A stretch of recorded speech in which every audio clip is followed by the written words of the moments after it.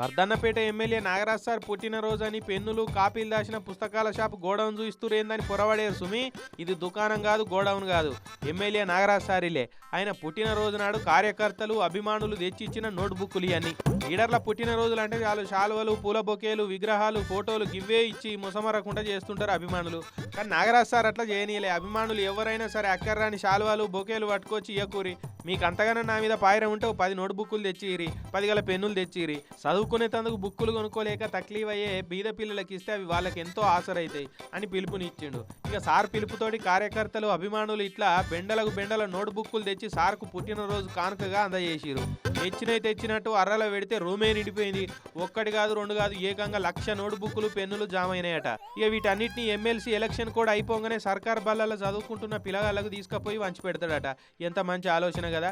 చాలా మంది లీడర్లు ఇట్లనే చెప్తుంటారు కానీ ఆచరణకు వచ్చే వరకు మాత్రం ఫెయిల్ అయిపోతున్నారు.